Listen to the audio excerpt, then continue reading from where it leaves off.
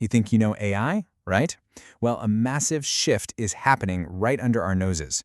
We're going from AI that just talks to AI that actually acts. And trust me, that shift is about to change absolutely everything. You're probably talking to AI all the time, getting info, drafting emails, maybe even planning a trip. But what happens when that same AI doesn't just suggest a flight, but actually has the power to book it, expense it, and reschedule all your meetings completely on its own? That's the huge leap we're going to break down right now. We'll get into the move from simple chatbots to these autonomous AI agents, figure out why it's all happening so fast, and pull back the curtain on the very real dangers that honestly nobody is really talking about.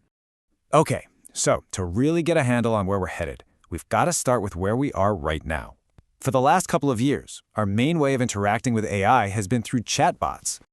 A chatbot is basically a reactive tool. You can think of it like a super smart librarian. It just sits there, waits for your question, processes your text, and then gives you a text answer back.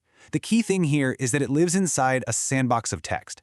It can't do anything in the real world unless a human is there telling it exactly what to do step by step. But that's all changing. That passive, reactive model is morphing into something completely different. We're talking about AI agents. And this isn't just a simple upgrade, it's a whole new category of AI. Yeah, and this chart right here, it lays it all out perfectly. A chatbot waits for you. An agent, well, it gets the ball rolling itself.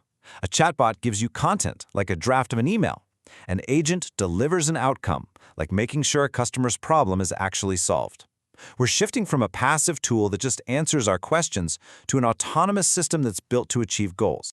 So how in the world did they actually do this? Well, they run on this constant loop. First, they observe the situation, pulling in data from all over. Next, they plan, breaking down a big goal into small, manageable steps. Then they act, using different tools and APIs to get those steps done. And finally, and this is the most important part, they repeat. It's a nonstop cycle of adapting and pushing forward until the job is done. Okay, so why is this happening now? Why the big rush to build these super powerful systems? Well, it's not just for cool tech demos, it's all about the money. Let's be real, chatbots kind of hit a ceiling. They gave us a little productivity bump, maybe 10–15%, but that's it. And why? Because they can only assist the human. They can't finish the job. That person in the middle becomes a bottleneck, and the return on investment just wasn't cutting it. And that quote on the screen, it hints at a much bigger problem in the software world. The old way of selling software, charging a monthly fee for every single user, is starting to fall apart. I mean, think about it. Why would your company pay for 10 software seats if one AI agent can do the work of 10 people? It doesn't make sense. The vendors need a new playbook based on delivering outcomes, and agents are the key. So you can boil it all down to these three massive pressures. First, companies have poured billions into AI, and now leadership is demanding a 5 to 10 times return on that money, not a measly 15%.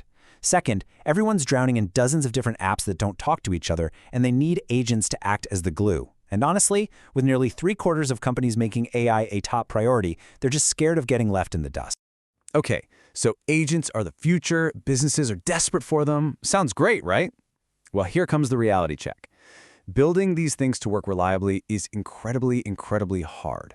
This is where the whole idea gets fragile. See, with normal software, a bug is usually predictable. With agents, not so much. Picture this. You have a whole chain of these agents working on a task. Agent number 1 hallucinates. It just makes up a single wrong number. The next agent down the line, it doesn't question it. It just trusts the bad data. And boom, before a human can even blink, a fake order gets processed, and that one tiny error corrupts the entire system at the speed of light. And then you've got these digital nightmares, like the infinite loop. An agent gets a task it can't handle, so it passes it off to another agent. But that agent can't do it either, so it just passes it right back. And they get stuck, playing digital hot potato, burning through cache and compute power and getting absolutely nothing done. But maybe the biggest, most unglamorous problem of all is just memory, what the engineers call state management. Imagine your agent is chugging away on a huge task, 45 minutes of solid work. Then the server blinks or an API times out, and poof, all that progress, it's just gone. It has to start all over again from square one, which makes these things fundamentally unreliable for any kind of long or important job. So we've got the technical headaches, but move beyond that. And deploying these autonomous agents, well, it opens up a whole new can of worms. We're talking security, legal nightmares, you name it. This is a classic hacker trick, but it's on steroids in the age of AI. It's called the confused deputy. See, the bad guys don't have to break down your digital door anymore. They just have to trick the AI agent that's already inside your house, the one with full permission to read your emails, access your files, and use your databases. The agent thinks it's helping, but it's actually been turned into an insider threat. And believe it or not, it gets even scarier. Because these agents have long-term memories, they're vulnerable to something called memory poisoning. An attacker slips a hidden command into a totally normal-looking email. The agent, just doing its job, reads it and files it away in its memory. And then, days, weeks, maybe even months later, when the time is right, it executes that hidden command. It's the perfect sleeper agent, hiding in plain sight. And you better believe the regulators are watching. The financial stakes here are just astronomical. Under new rules like the EU AI Act, if a company's AI agent goes rogue, they could be fined up to 7% of their entire global revenue. We're not talking a slap on the wrist. One mistake from one algorithm could literally sink a company. And here's the real kicker. The whole point of AI agents is to make us more efficient, right? But when they're built badly, they can create this work slop.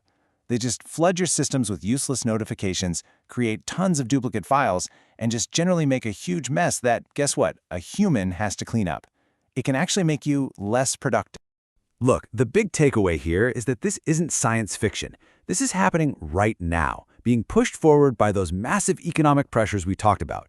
And it leaves us with a really fundamental question we need to answer, and fast. As we race to build AI that can act for us, are we building the ultimate assistant, or are we just busy building our own replacements?